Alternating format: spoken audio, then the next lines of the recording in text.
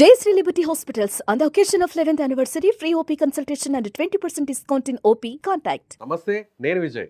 కాశ్మీర్లోని పెహల్గాంలో ఉగ్రవాదుల దాడి తర్వాత ఇప్పుడు ప్రభుత్వం ఎలా స్పందిస్తుంది? ముఖ్యంగా పాకిస్తాన్ మీద ఎలాంటి ఒత్తిడిని తీసుకురాకపోతుంది? ఇప్పటికే దౌత్యవేత్తలను తిరిగి పాకిస్తాన్కు వెళ్ళిపోవాలని ఆదేశించినటువంటి భారత ప్రభుత్వం సింధు జలాల ఒప్పందాన్ని కూడా రద్దు చేసుకున్నట్టు ప్రకటించింది. అసలు ఈ దాడి జరగడానికి నిజంగా ఇంటెలిజెన్స్ ఫెయిల్యూర్ లాంటిది ఏమన్నా ఉందా? అసలు అక్కడ ఉగ్రవాదులు దాడి జరిగే సమయానికి అక్కడ ఆర్మీ ఎందుకు లేదు? ఎస్, వీటన్నిటి గురించి డిస్కస్ చేద్దాం. మనతో పాటు లైవ్ కాల్లో ఉన్నారు మాజీ ఆర్మీ ఆఫీసర్ వివి రావు గారు. సార్ నమస్తే. సార్, ఇప్పుడు అందరూ కూడా ఒకటే క్వశ్చన్ రైజ్ చేస్తున్నారు సార్.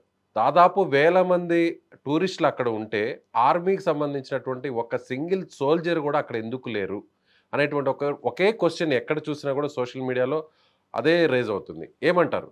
ఇది ఏంటంటే అవగాహన తక్కువయ్యి లూజ్గా చేసే కామెంట్స్ అండి. సార్, ఎందుకంటే ఆర్మీ ఇంటర్నల్ సెక్యూరిటీకి యాక్చువల్గా రెస్పాన్సిబుల్ కాదు. స్టేట్ పోలీసు ఎక్కువ రిక్విజిషన్ చేస్తే సిఆర్పిఎఫ్ తర్వాత ఒకవేళ పారామిలిటరీ ఫోర్స్ బిఎస్ఎఫ్ ఎప్పుడైనా రిక్వెస్ట్ చేస్తే వాళ్ళు వస్తారు. లాస్ట్లో ఆర్మీ వస్తుంది. ఆర్మీ ఎక్కువ బోర్డర్స్లో, అంటే అక్కడ లైన్ ఆఫ్ కంట్రోల్ ఉంది. ఎస్పెషల్లీ కాశ్మీర్ వ్యాలీ, మీరు మొత్తం జమ్మూ పైనుంచి తీసుకుంటే లే వరకు మొత్తం ఆర్మీ డిప్లాయ్మెంట్ ఉంది. మధ్యలో ఆర్ఆర్ బెటాలియన్స్ ఉన్నాయి, అవి రాష్ట్రీయ రైఫిల్స్ బెటాలియన్స్ అంటారు. వీళ్ళు కూడా మెయిన్ రోడ్స్ మీద, మెయిన్ క్యాంప్స్ మీద ఆపరేట్ చేస్తారు. పెట్రోలింగ్, అంబుష్, ఇంటెలిజెన్స్ గ్యాదరింగ్ ఇవన్నీ మెయిన్లీ స్టేట్ పోలీస్ రెస్పాన్సిబిలిటీ.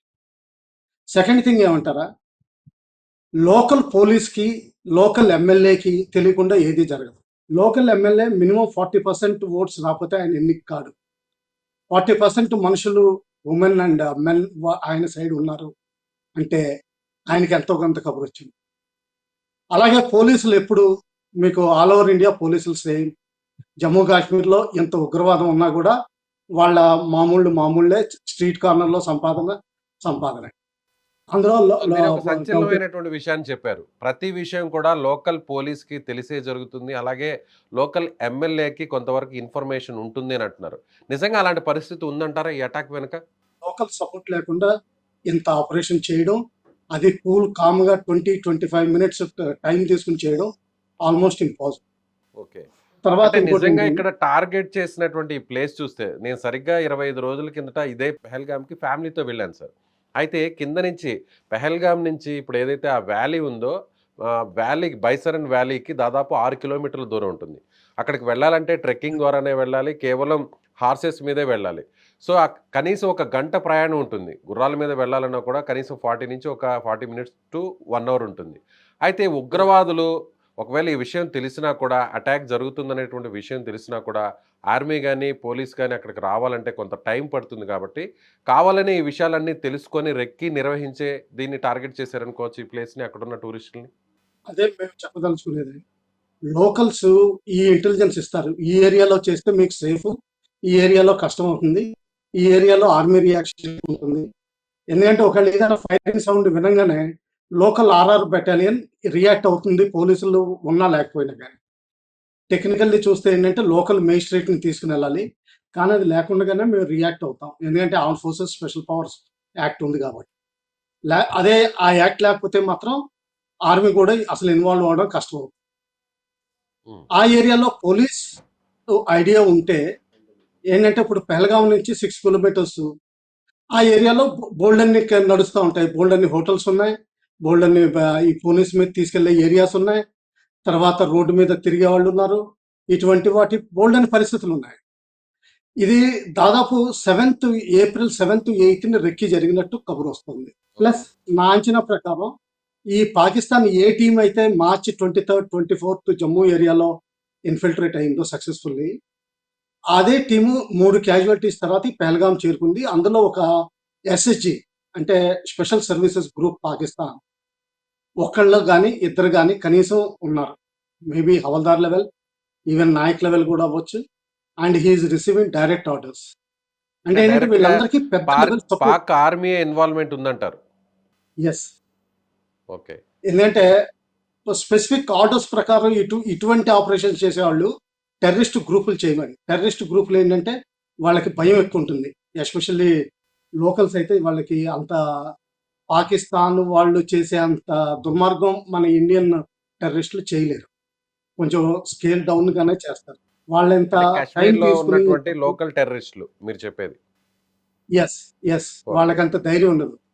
హ్మ్. ప్లస్ వాళ్ళకి ఇంకా ఇండియన్ కల్చర్ 1% 2% మిగిలిపోయింది. వాళ్ళ బాడీలో ఎంత ట్రైనింగ్ తీసుకున్నా గాని, ఎంత మార్చాలని చూసినా గాని, పాత 400 ఏళ్ల క్రితం వాళ్ళు బ్రాహ్మిన్సే, పండిట్స్ మారినా గాని కొంచెం కల్చర్ మిగిలిపోతుంది. ఇంత చేయడానికి కేవలం ఫారిన్ డైరెక్షన్. అది ఏంటంటే వాళ్ళ రెప్ అక్కడుండి 7థ్, 8థ్‌ని రెక్కి చేసినట్టు చాలా రిపోర్ట్స్ వచ్చాయి. హ్మ్. ఇవి లోకల్ ఇన్ఫర్మేషన్ ఆల్రెడీ ఉంది. అంటే ఏంటంటే పోలీసులు రియాక్ట్ అవ్వాల్సింది. నిన్న వేరే ఛానెల్‌లో ఇదే కబురు చెప్తున్నాను.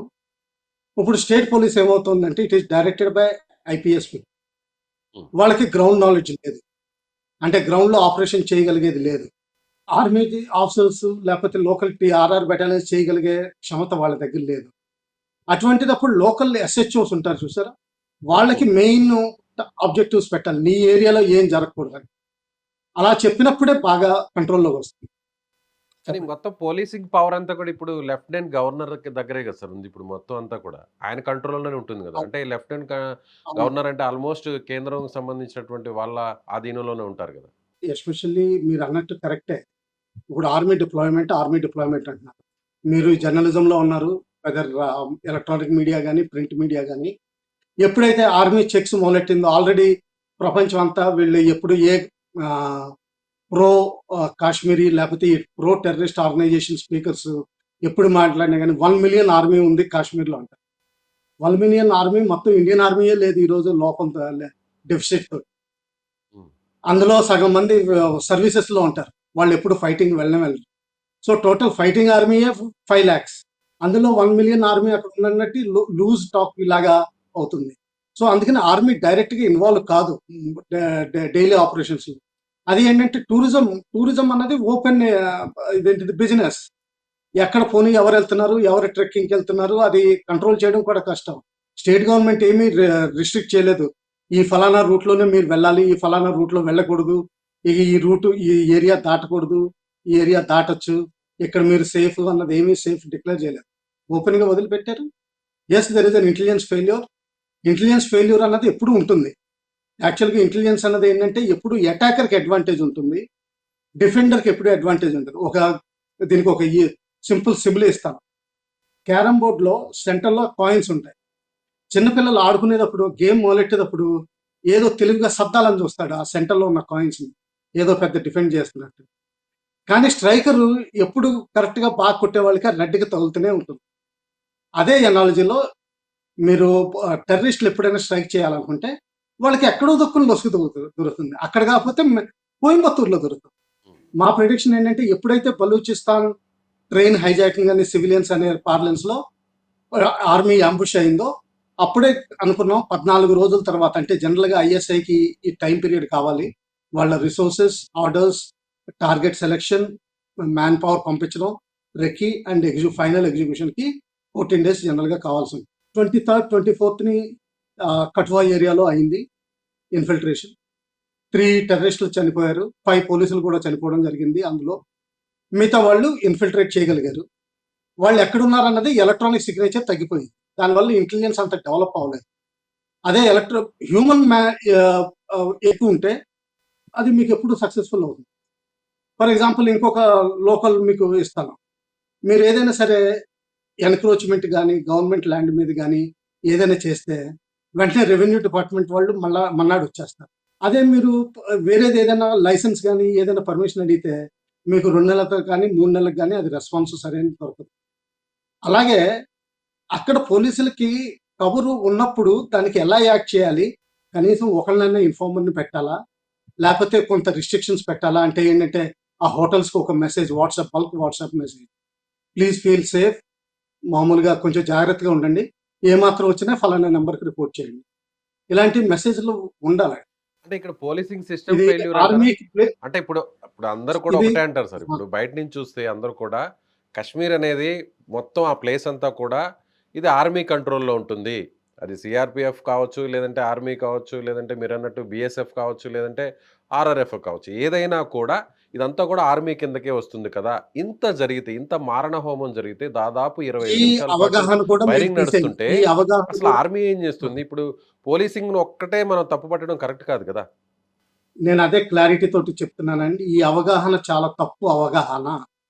హ్మ్. ఆర్మీ అసలు ఇండియన్ లోపల పెట్రోలింగ్ వీటికి ఇన్వాల్వ్ కాకూడదు. ఓకే. ఒకవేళ ఇన్వాల్వ్ అయినా గాని సీఆర్‌పీఎఫ్ అయినా కూడా ఇది కూడా నథింగ్ బట్ ఆర్మీయే కదా సార్! కాదండి. ఇదన్నీ ఎంహెచ్ఎం మిలిటరీ ఫోర్సెస్. మీకు స్టేట్‌లో ఆర్మ్డ్ పోలీస్ ఎలాగుంటుందో కొన్ని చోట్ల వైజాగ్, విజయవాడ, రాజమండ్రి, హైదరాబాదు ఇటువంటి వరంగల్ ఇటువంటి ఏరియాలో ఆర్మ్డ్ పోలీస్ బెటాలియన్స్ ఎలాగుంటాయో, అలాగా ఐఆర్‌బీ బెటాలియన్స్ అని ఉంటాయి. ఇండియా రిజర్వ్ బెటాలియన్స్ అని సెంట్రల్ గవర్నమెంట్ చేతుల్లో ఉంటాయి పోలీస్ బెటాలియన్స్. అవును. అవును. దాని పైన సీఆర్‌పీఎఫ్ వస్తుంది. Central reserve police force. దానిపైన బీఎస్ఎఫ్ ఇవన్నీ వాడడం మొదలుపెట్టారు. అవి కూడా యాక్చువల్‌గా వాడకూడదు. ఇవన్నీ మినిస్ట్రీ ఆఫ్ హోమ్ అఫైర్స్ కింద వస్తాయి. వీళ్ళు యుద్ధానికి వెళ్ళరు. ఎప్పుడు ఇండియాలోనే ఉంటారు. ఎప్పుడు యుద్ధానికి వెళ్ళే ప్రసక్తే లేదు.